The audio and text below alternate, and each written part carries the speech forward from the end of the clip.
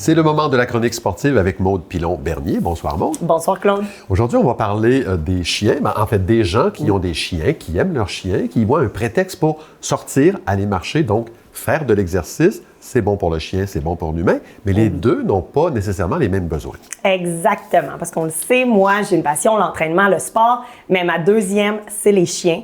Puis là, il fait beau ces temps-ci, on a des belles températures, puis ça me donnait le goût de justement peut-être lâcher un petit peu plus le gym, puis me concentrer plus sur les besoins de mes chiens. Puis j'ai sorti là, quelques trucs et astuces pour faire bouger son compagnon, mais aussi pour bouger en même temps qu'on peut s'activer avec lui. Donc, je commence. Dans le fond, il faut comprendre les besoins des chiens.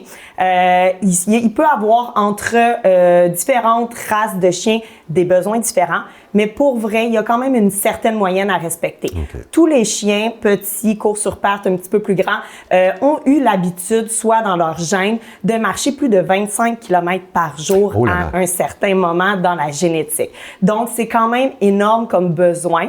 On parle d'une moyenne, là, si on peut ramener ça un petit peu, de 5 heures par jour de mouvement, d'activité qu'un chien a besoin.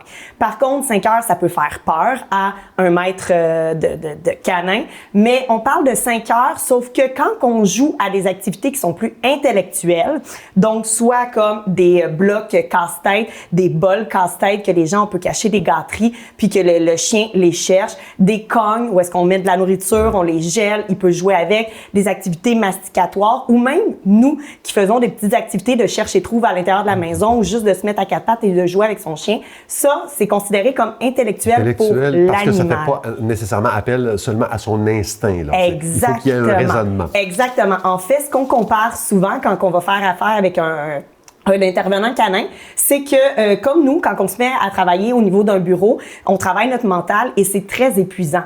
Pour un chien, travailler son mental, c'est tout aussi épuisant. Donc souvent, une activité de 10 minutes ou 30 minutes peut équivaloir à 3 heures d'exercice chez le chien. Donc c'est à considérer si on pense que justement, on doit tout le temps sortir avec notre chien marcher. Pas du tout, parce qu'au contraire, marcher avec notre chien, si on a un rythme plutôt lent, ça peut même être moins efficace qu'une activité intellectuelle. Donc, si on sort avec le chien, vaut mieux aussi se motiver à se dire, on va aller à un rythme un peu plus rapide, on va faire peut-être quelques commandements, des arrêts au stop ou au bord de rue, on stoppe, on s'assoit, on donne quelques commandements, on continue. On peut faire un certain jogging ou des intervalles aussi. Fait qu'on peut courir, marcher, courir, marcher. Ça sollicite le cerveau du chien, puis ça l'aide là justement à s'épuiser un petit peu plus rapidement. Puis en même temps, nous, peut-être qu'au lieu de prendre une marche d'1 heure ou de 30 minutes, on est allé faire un petit jogging avec des intervalles de 10 minutes. On est sorti moins longtemps, on a gagné du temps dans la journée. Puis c'est plus efficace pour nous et pour notre chien pour s'inspirer à bouger. Évidemment, on peut faire ça dans notre quartier, on peut courir sur la rue, sur le trottoir, mais est-ce qu'il y aurait d'autres genres d'endroits à privilégier pour mettre en application tout ce que vous venez de nous apprendre? Oui, j'ai trouvé que le site Tourisme Basse-Laurentide était vraiment bien complet sur le sujet quand on cherche des activités à faire avec notre chien.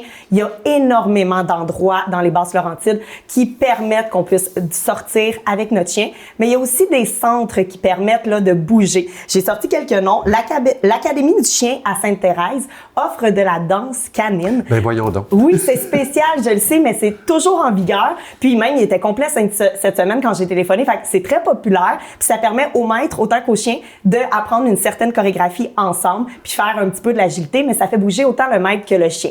On a aussi, bien sûr, les cours d'agilité, justement, qui sont donnés et les cours de pistage d'odeur.